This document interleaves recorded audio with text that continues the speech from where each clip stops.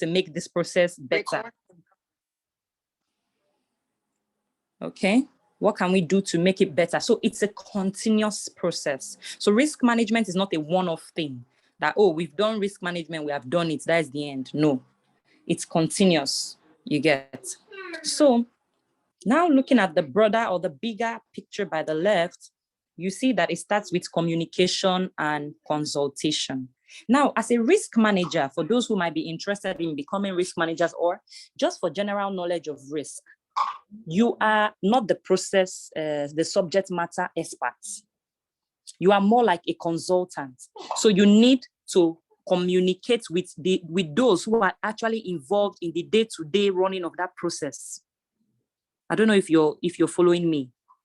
So for instance, if I step into an organization as a risk manager and I want to help them with their risk management framework, I won't just go there and start saying, oh yeah, these are the risks. Number one, because you people are fintech, I think this is the risk you must be facing. I think you must be facing this one.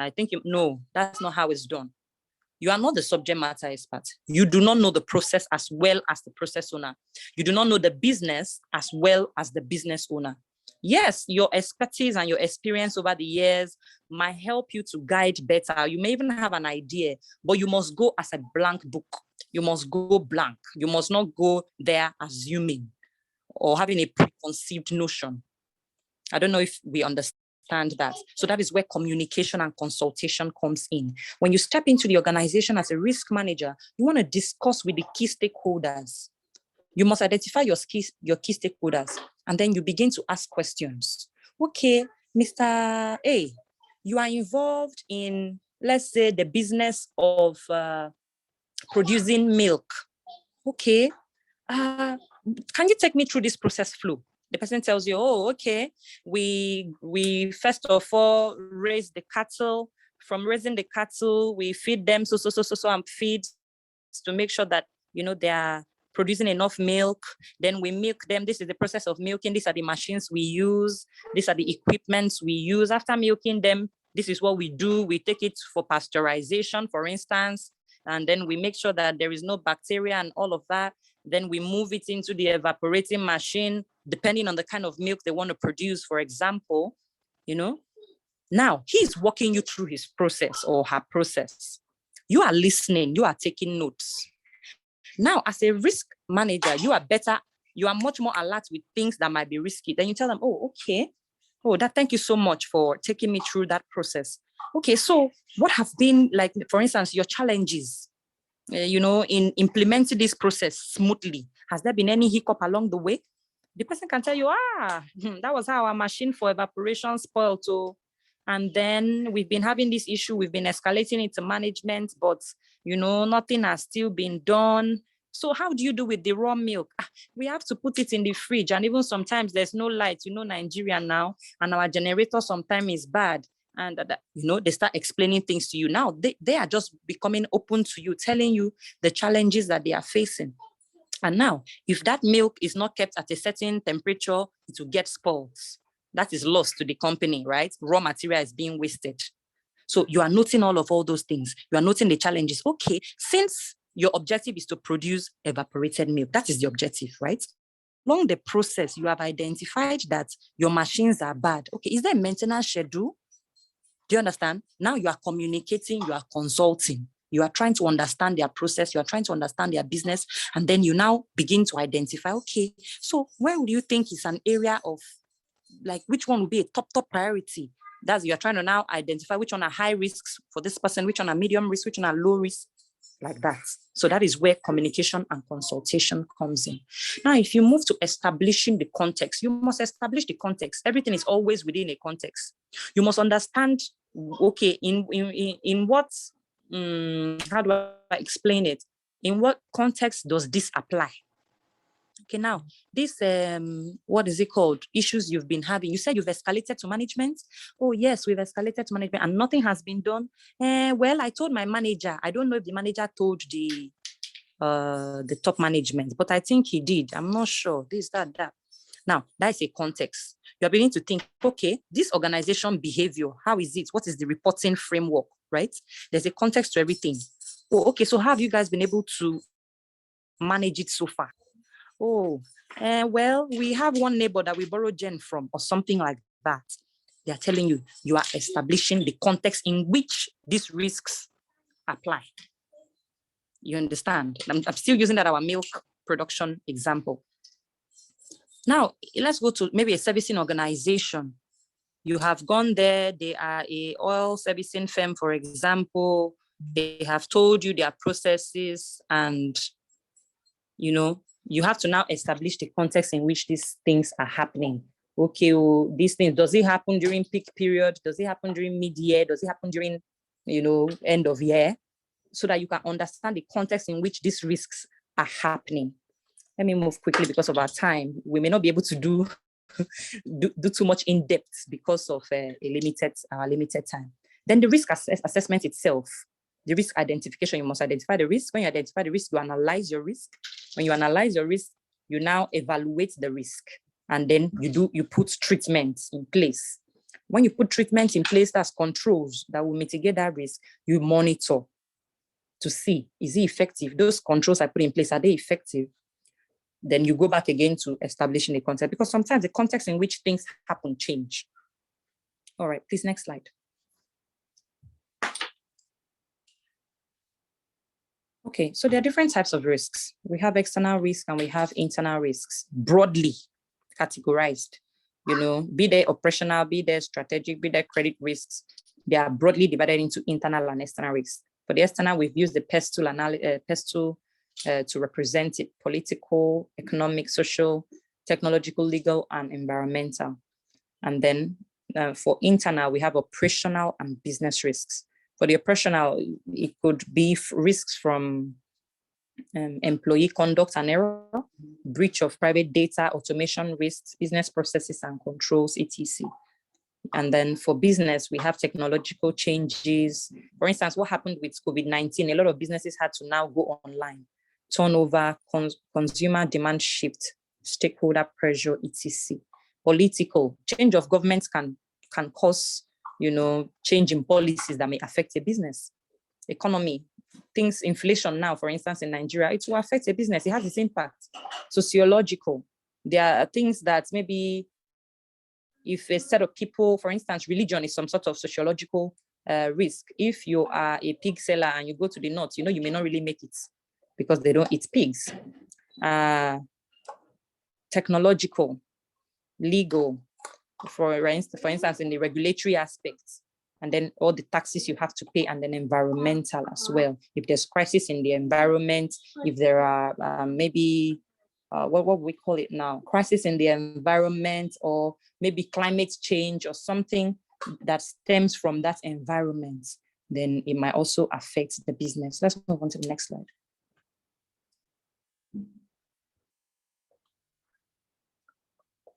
All right.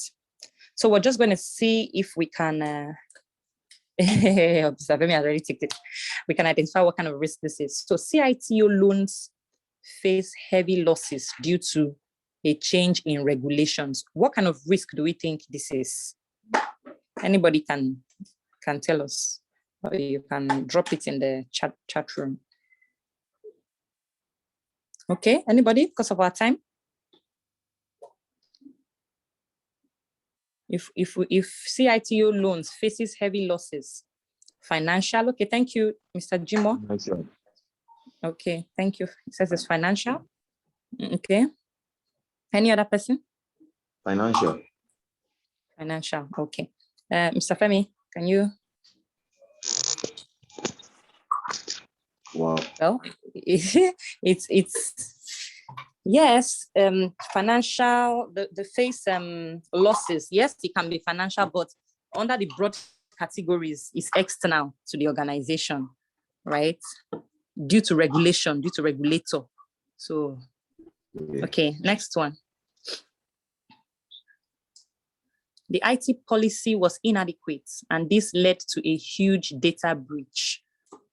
Which kind of risk do we think this is? Is it financial, operational, business, or external? Business. Operational. Operational. Okay, somebody said operational. operation. Somebody said business. Is correct. Okay, Mr. Ridwan was correct. It's operational. It's operational risk. Thank you so much. Okay, the next one. Thank you, Mr. Fatai. I see your answer, operational, yes. Okay, a UK travel firm pays suppliers in US dollars, so it's exposed to currency in fluctuations. Do we think it's financial, operational, business, or external? This should be external. This should be business. Okay. Someone said business, somebody else said external. Financial, currency fluctuations. Okay, thank you. Next one, please. Next slide, please, rather. All right, thank you for participating. All right, measuring risks. Now, we saw in that exercise that sometimes if there is no clear-cut way to measure risk, it can be subjective, dependent on what you think. So for that not to be the case, there are, there's a generally accepted standard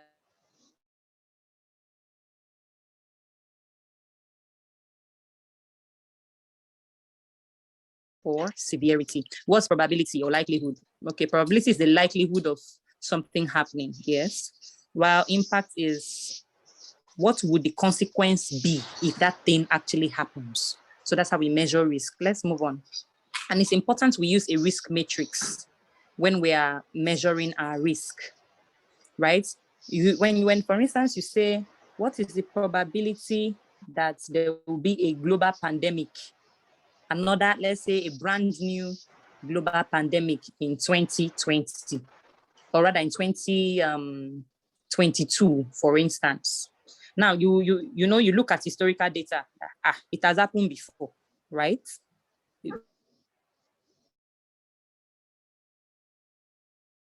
But how likely, how often, does a global pandemic happen? It doesn't happen every day now, right?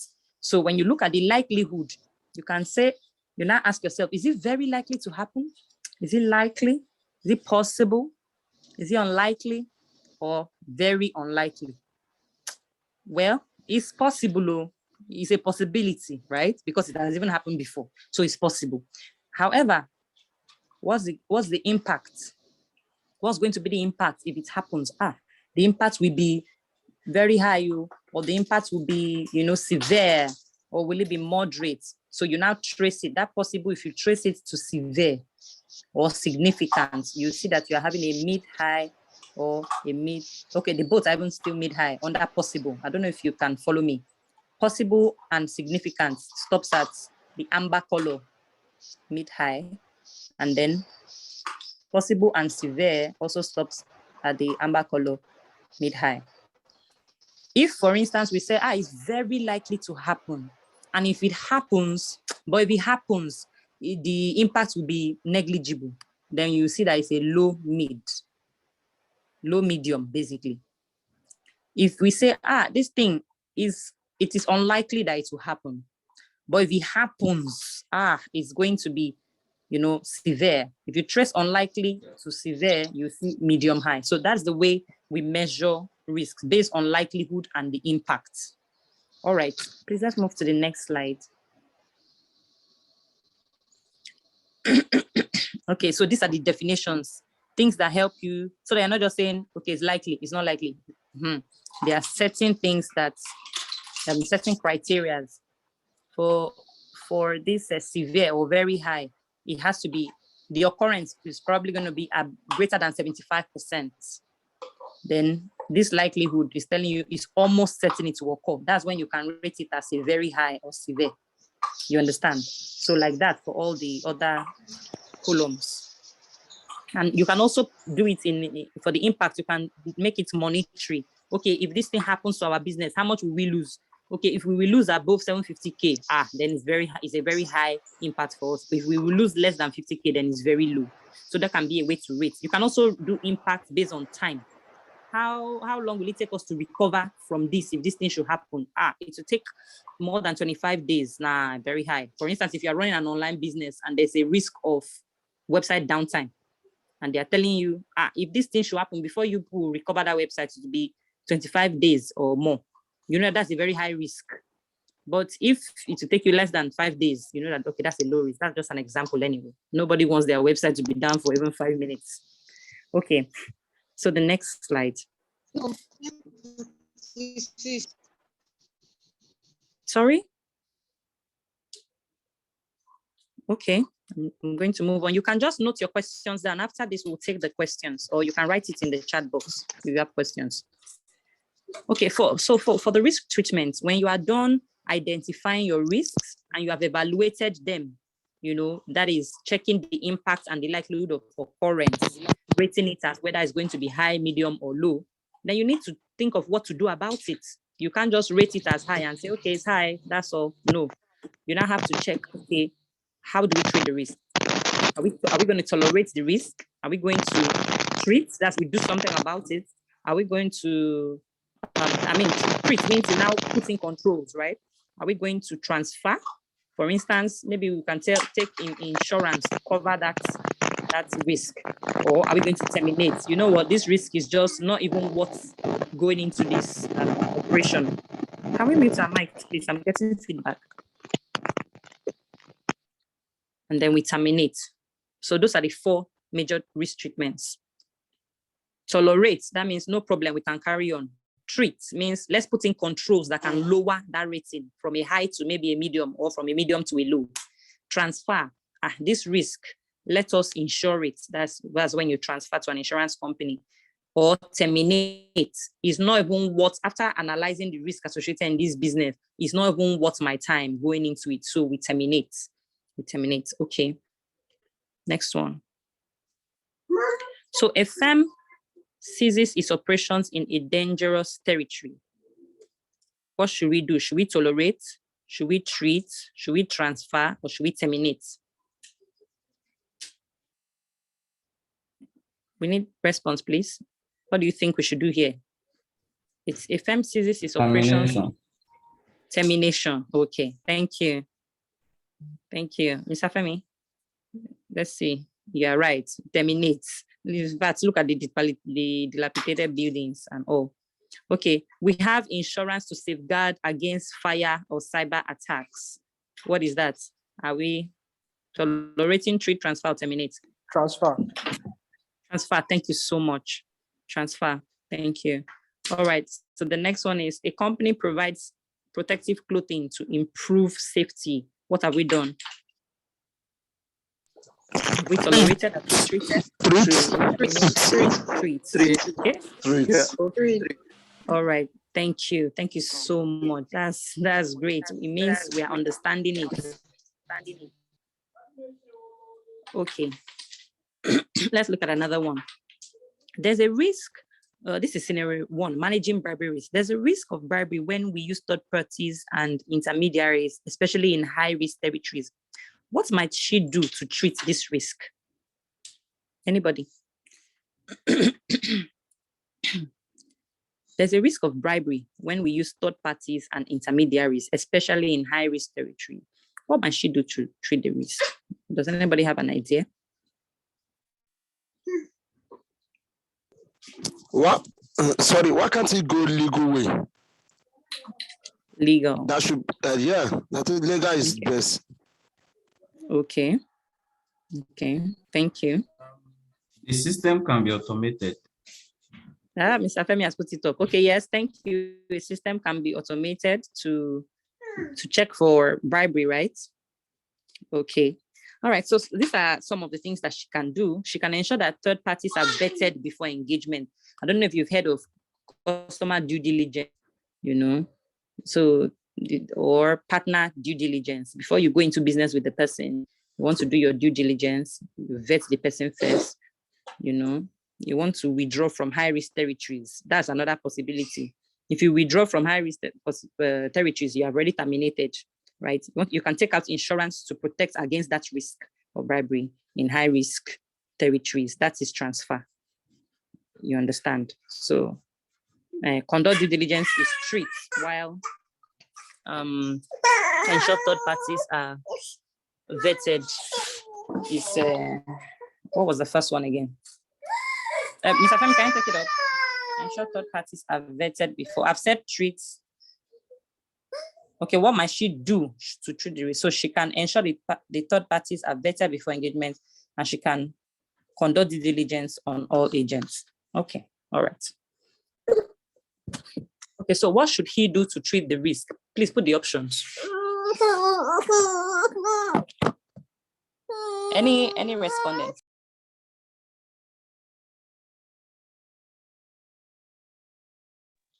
A, implement regular maintenance schedules for all equipment.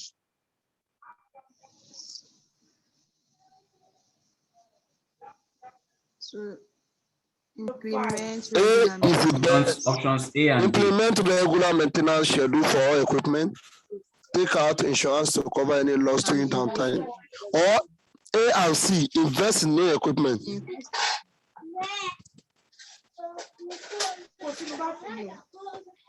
I got it. Okay, thank you. Thank you. A and C. You A got and it, C. yes. All right. Thank you so much. All right. So we'll just conclude with this quote by Gary Cohn, that if you don't invest in risk management, it doesn't matter what business you are in, it's a risky business. Good morning. Good morning. Yes. So, okay. Somebody's speaking.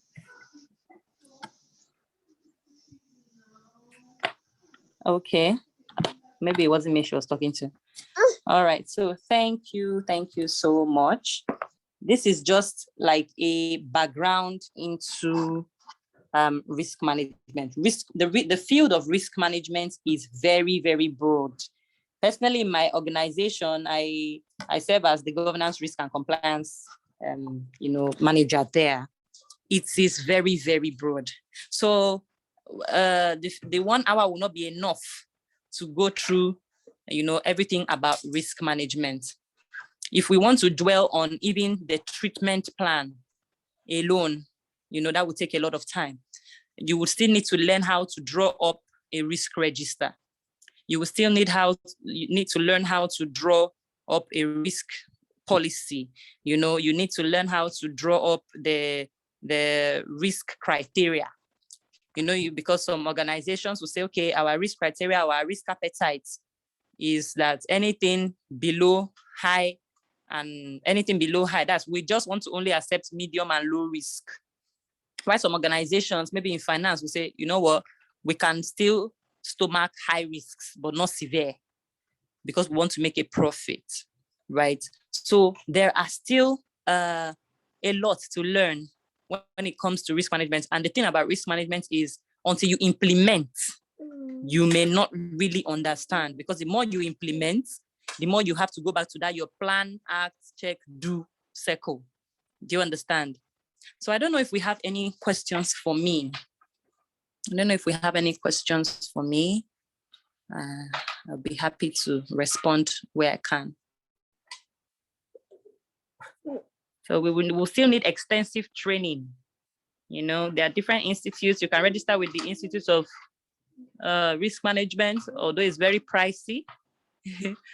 Or better still, you can do the ISO 31001 certification. That would be perfect, especially for people who are just starting out in their career or who need a better understanding. The ISO 31000 standard details it very, very well. What I can maybe do, if I get the permission of the organization, I could share the ISO. I don't know. Do we have the ISO standard, the 31000 standard? Does anybody have it? Yeah, good afternoon, Madam Glory. Good afternoon. Good afternoon. Yeah. I wanted to ask the process in reducing a high risk to a low or medium risk, like what we can actually do. Okay. Now, when you start with the risk management process of identification, you have rated it as a high risk. Now, when you go to your treatment plan, you have accepted to either transfer. If you transfer the risk, you have dropped the rating. It's no more high risk to your organization. Do you understand? Because now you have transferred it to an insurance company. But if you didn't have that insurance cover, it would still have been a high risk. So when it's in a risk register that this is done, or a risk management plan anyway that this is done, your controls is how you will use to drop it. Because when you put controls, you assess, you now come and check residual risk. Now that we are putting this control, is it effective? If it is effective, then the risk rating cannot still remain high.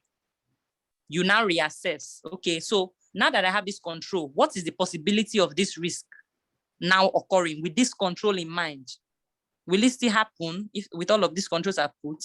Oh, no, I don't think it will happen anymore because I have put this control. Oh, okay, let's even say there's a slight chance of it happening, but what will now be the impact now that I have a control? Definitely, it will drop. Do you understand? It will drop to maybe a low or a medium because of the control that you have put in place. So that is how you treat risks. If you decide, okay. Thank you. I want to say thank you. It was clear. It was clear, right? Okay. So that's how you basically, yes, that's how it's done. So do we have any other question?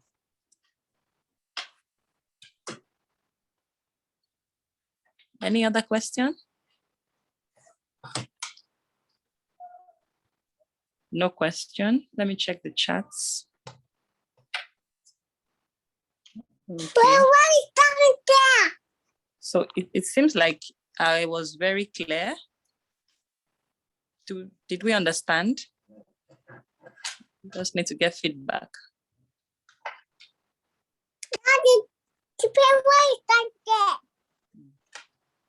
Okay, thank you, Mr. Abdul. Says very clear. Okay. So as I was encouraging us, let's try to register for the ISO. Bright Tech Plus, in collaboration with PCB, is offering that certification. It will take about 2 or 3 days or even 5 days training for us to fully understand and be able to now implement risk management in our organizations or in our businesses. So if we can do that, if we are really interested, and risk management is a field, that you can specialize. Once you get the ISO 31000 training, you can even specialize in information security management. But the good thing is that the process remains the same. You must first identify the risk, then you now analyze it before you treat, and then you check again to be sure that, okay, is responding to that treatment, that risk we identified is responding to the treatment and the rating is dropping. So I will encourage us to please register risk management. This is a time where risk management as a career is very, very lucrative, So many job advertisements. I myself, I know how many job offers I've turned down, concerning risk management and compliance. So thank you so much. I would hand over back to Mr. Femi Awushade. Thank you so much for your time, and I hope that you had value for your time. Thank you.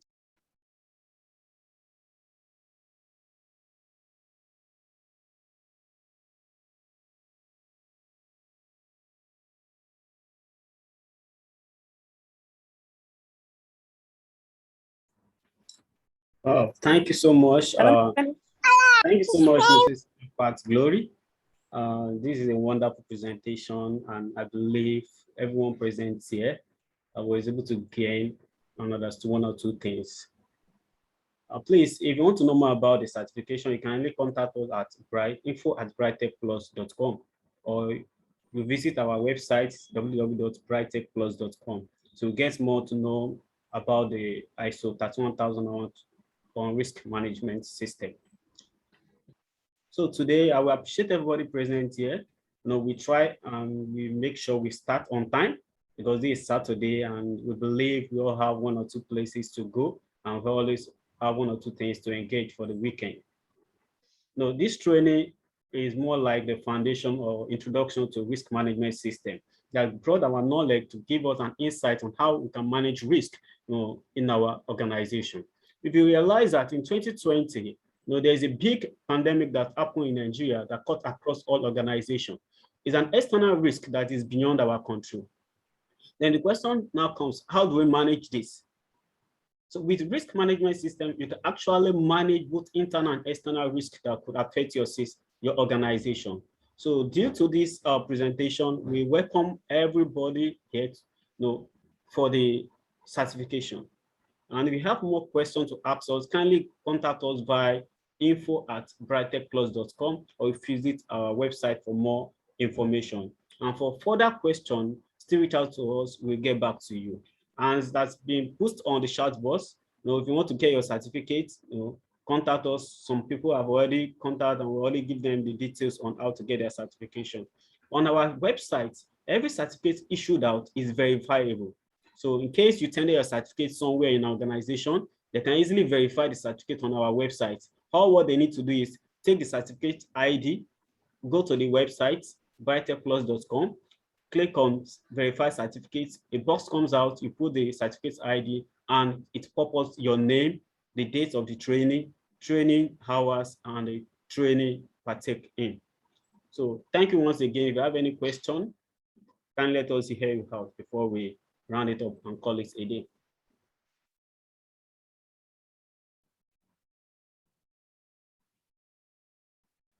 Please, if you can hear me, just signal by saying yes.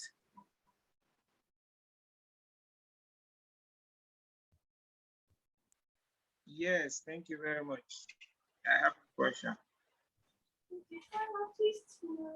Thank you.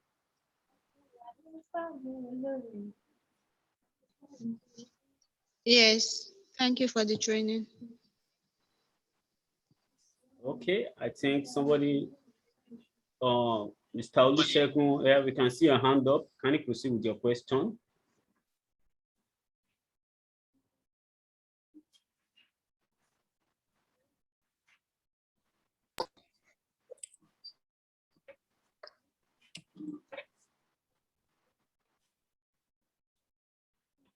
Mr. Olusegun, we can see your hand up. Can you proceed with your question?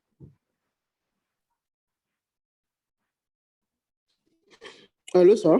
Yes, we can hear you. Proceed with your question. Yes, sir. For the certificate, is it hard copy and will it be delivered to our respective homes? Oh, well, presently the certificate is a soft copy in which we are going to send to you via your mail. We are not sending hard copy, but hard copy will be sent based on request. And that is going to be a special request to the individual that is interested in having a hard copy. Okay. Am I able to answer your question? Yes. Thank you. Well, in addition, if you remember, we introduced the ISO 45001 2018, which is our training that we're coming up October 1st. No, I won't. Hello. Abbas, I'm very sure he won't pick up most of these things. Even he came here and he went. He said he's coming back, and he has not still come back. Soon I will believe himself. Once this meeting. Hello, good morning, sir. Good morning. If you're not talking, please kindly mute your mic. I can see some noise from the background. Okay. Jimo, read one. You can proceed with your question. Okay. Hello, good morning, sir. Good morning, sir.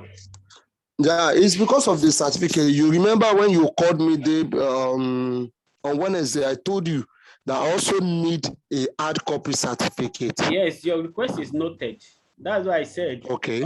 Based on request, kindly contact us for your certificate. We'll get back to you. Okay. And I've chat with you this morning. Yes, I didn't see your reply. Request is noted. This is for other people that are interested. Okay. No, sir. Thank you. And please let's remember to send our full name to info@brighttechplus.com, because with this full name, you can easily prepare your certificate as you want the name to appear on it. Sorry, the ISO 31000 certification would come up. The training certification, and that is those are the information that will be sending to your email alongside the certificate to you. So in your email, you'll be getting the training record, the training material. And if you are paid for your certificate will be sending along with you, along with it, and also a link for you to be able to verify your certificates and other informations about the training we offer. We offer other training apart from risk management. We offer quality management system. We offer environmental management system and other trainings. But for next training that we're holding, which is October 1st on the occupational management system. So we appeal to everybody, if you are here, if you're interested, go through our website, you see the training link, kindly registered and confirm by booking a space. With that space, you can easily get your name, because the last training we hold on last week, Saturday, we have a lot of pool of participants. So this really affects our server that we could not contain everybody. So that is why we just have this second phase of this training today. So for the next coming training on October 1st, we only admit people that have booked their space. And when you get out of the training, it's very difficult for you to come in because other people are already flowing in. So that's why we are just beseeching everybody here to ensure that we do the proper arrangement of attending the training. Check your internet, like what we experienced today, where the internet went off and it cut some people off. Try to check your internet and ensure you are prepared for the training webinar. And as I've said earlier on also, we're expecting PECB. PECB is the Professional Examination Council Board in Canada, who is our official partner. So they are coming also to present a training, and a certificate also will be issued by them. So right now I'll be drawing the curtain. Send your email, your full name to our email address, and you'll get the training materials. If you're interested in the certificate, kindly pay your 5,000 naira charges and you'll get your certificate sent to you. Thank you, everybody. I appreciate your presence here today. You are highly welcome. Thank you. Have a nice day. Have a wonderful weekend. Thank you, sir. Thank you, sir.